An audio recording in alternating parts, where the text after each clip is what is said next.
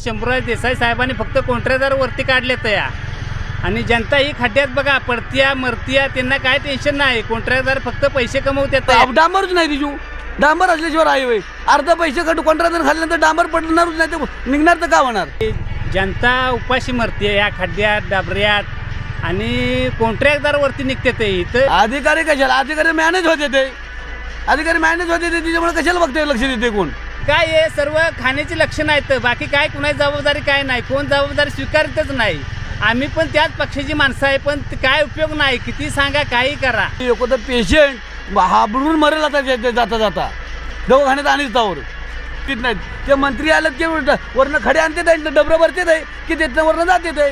घ्यायचं असं की पहिलं कॉन्ट्रॅक्टरला उभं करते ते हे कर माती टाक, चिखल टाक, जांभर ठोक, डांबर तर नाही जांभर ठोक सांगते.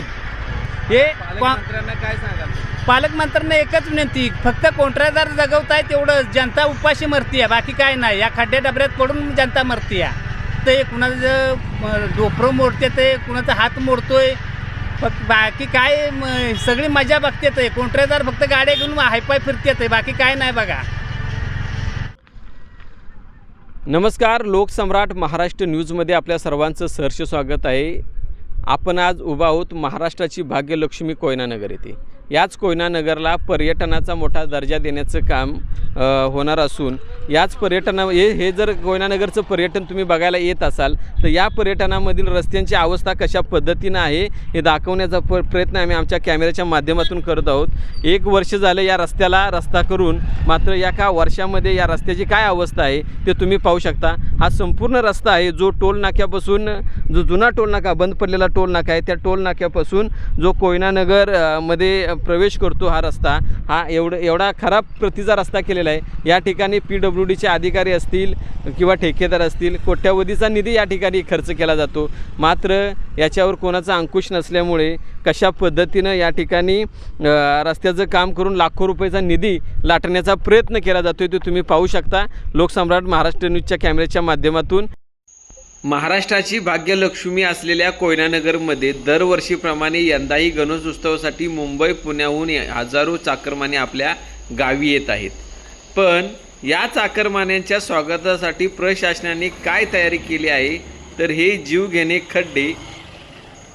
पर्यटनाच्या नावाखाली कोयना नगरमध्ये लाखो कोट्यावधी रुपयाचा निधी कागदावर खर्च दाखवला जातो, मात्र प्रत्यक्षात रस्त्याची अवस्था इतकी बिकट झाली आहे की खड्ड्यात रस्ता आहे की रस्त्यात खड्डा हेच समजेनासे झाले.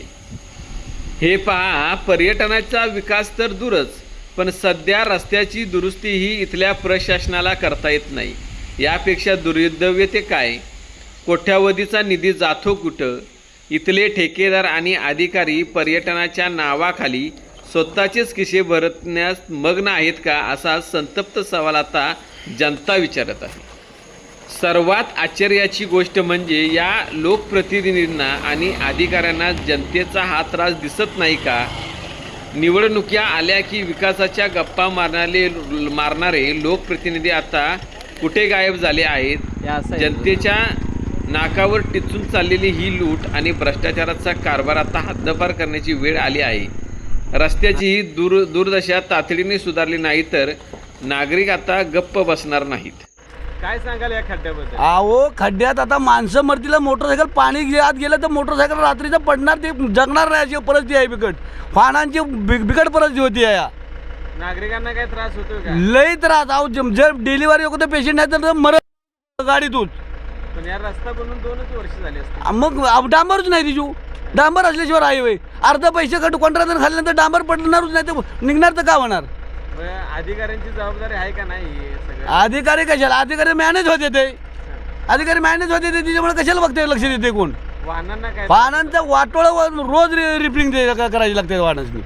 आज तुम्ही एवढी लोक घेऊन जाताय, म्हातारी माणसं असतात. अहो, मणक्याची माणसं, त्रास माणसं, डिलिव्हरी, एखादा पेशंट हाबरून मरेल आता जाता जाता दवाखान्यात आणीच तावर.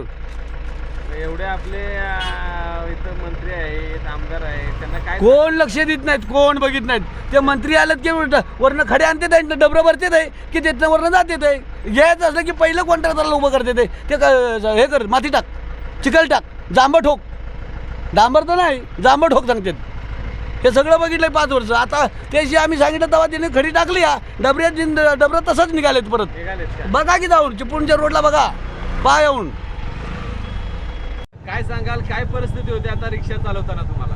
रिक्षा चालवताना परिस्थिती एवढी होते की ही जनता उपाशी मरते या खड्ड्यात डबऱ्यात आणि कॉन्ट्रॅक्टदारवरती निघते. ते इथं शंभूराज देसाई साहेबांनी फक्त कॉन्ट्रॅक्टदारवरती काढले तर या आणि जनता ही खड्ड्यात बघा पडत्या मरत्या, त्यांना काय टेन्शन नाही. कॉन्ट्रॅक्टदार फक्त पैसे कमवतात.